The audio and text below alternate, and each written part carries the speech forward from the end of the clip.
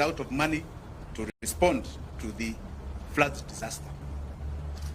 Dear Kenyans, today I am deeply saddened by the devastating large number of Kenyans who have died, injured, or have had extensive destruction to their lives during these flash floods. Equally, I am extremely disappointed with the inept and incompetent CARE RUTO, who has found it unnecessary to declare these floods a national disaster. This presidential indifference to the enormous human suffering of the Kenyan people is appalling and horrifying. CARE RUTO must unequivocally apologize to the people for his contemptuously abandoning them. On behalf of myself and my family, I would like to extend my heartfelt condolences and sympathy to all the bereaved families and all those adversely affected by this unforgiving disaster. I stand in solidarity with you during this difficult time. Kenyans, in the last more than 72 hours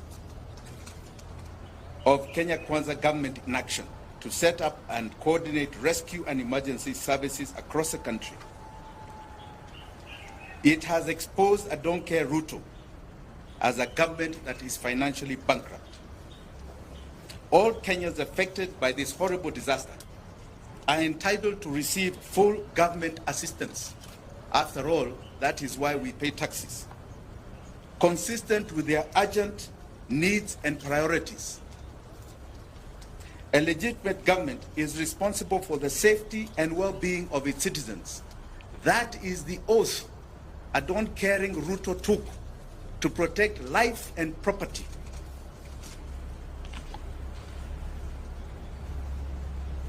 As RUTO does not care, there are many Kenyans who have cared.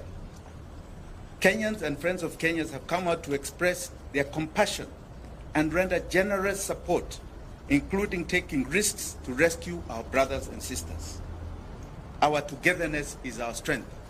I would like to mention just about 3 people here that have stood out across this city of Nairobi. One is a lady called Mzalendo Wanjira of Mathare, and a lady called Hanifa of Mathare. I also, they say the rich also cry in such crises. In Runda, there is a man called Pascal Kambudha, who has been very critical in removing a lot of the drainage in people's homes there. These are heroes, and I'm sure many, many heroes from Maimahio to Elwak to Kilifi are going to come out so that you see the true Kenyans that are patriotic. This disaster has demonstrated to Kenyans that our country is not exceptional. God loves us, but we are not necessarily so-called shielded. We are vulnerable and fragile. Our long-standing systemic political failure is sinking this country into the abyss. Further, this disaster has brought forth the crippling effect of our mammoth debt. CARE RUTO can no longer live in denial. This debt is painfully killing this nation. Because of the debt crunch, this country is out of money to meet its even most urgent requirements such as this. Funding our rescue emergency services. You've not even seen the activation of our disaster center because they cannot find the money. We have been humiliated, taking a begging bowl around the world in order to help our people at a time of need. In July 2022, I brought the attention of this nation to a forensic report we did on the public debt heist. We warned that the country is dangerously heading to debt distress with dire consequences. We are now living it. We are now living it. We were labeled alarmist. We've been talking for 2 years. We were labeled alarmist. Today, we are officially a country in debt distress.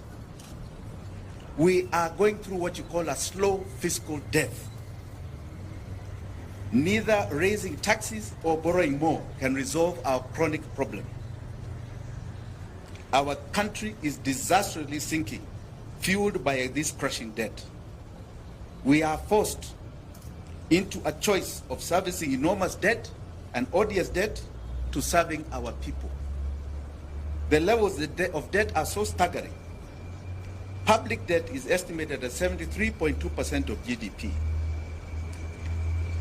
What is more crucial, and I think you should note this, is that today, as we talk, in 9 months, 83% of our tax revenue is going to the payment of debt. It's going out.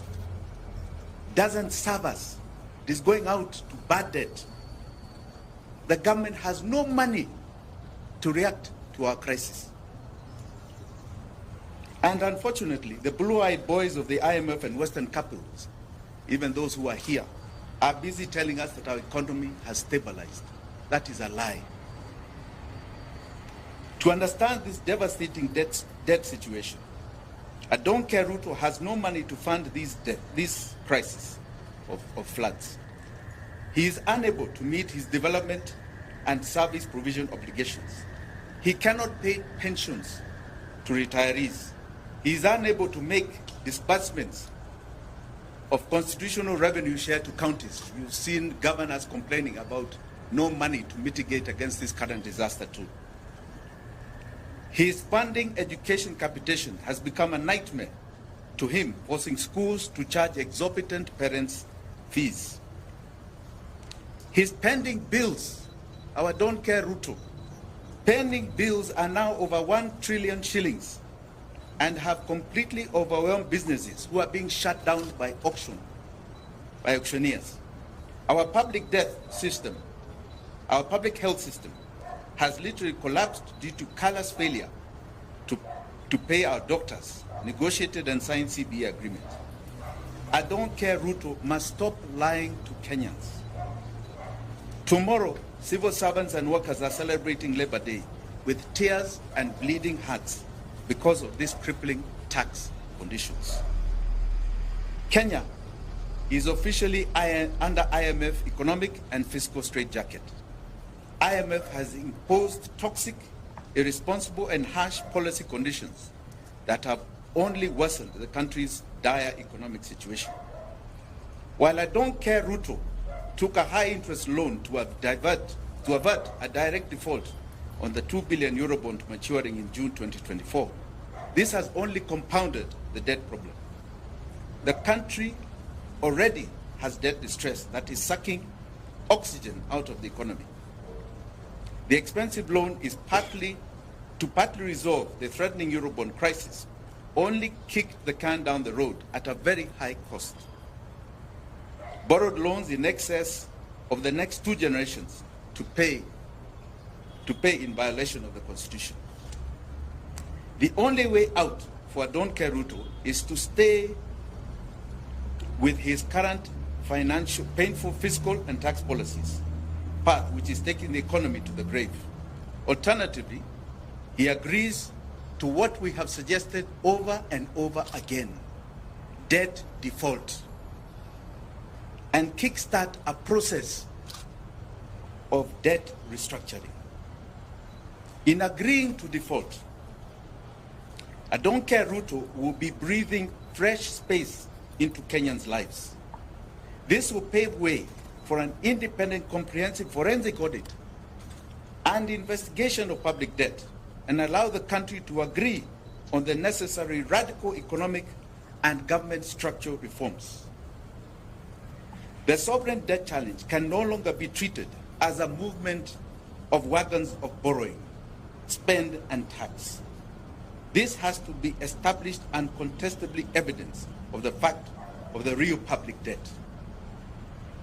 The sovereign people of Kenya must get a comprehensive picture of the nature of debt, what it was borrowed for, was it lawful, whether it was utilized for the purpose that it was borrowed, was there value for money, and the authorization to borrow the debt.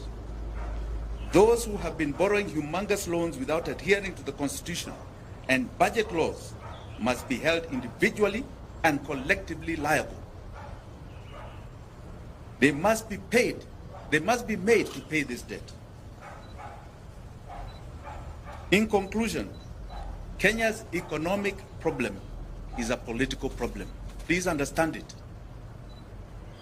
I don't care Ruto is the main problem. He ascended to power through political lying and deceit. He lacks political legitimacy. He has escalated his lying to grabbing. He is lying by grabbing Kenyans' hard-earned incomes through mpende msipende punitive taxation. The gross mishandling of the devastating funds has only confirmed this. He has reached his dead end. Don't care Ruto must go now. Asanteni sana.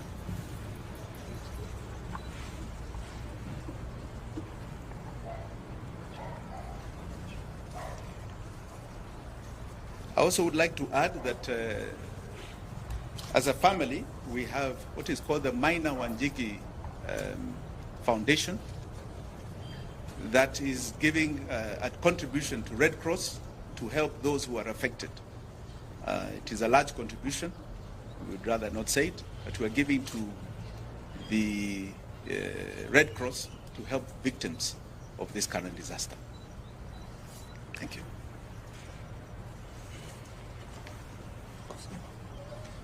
Any questions? No? Okay. Thank you.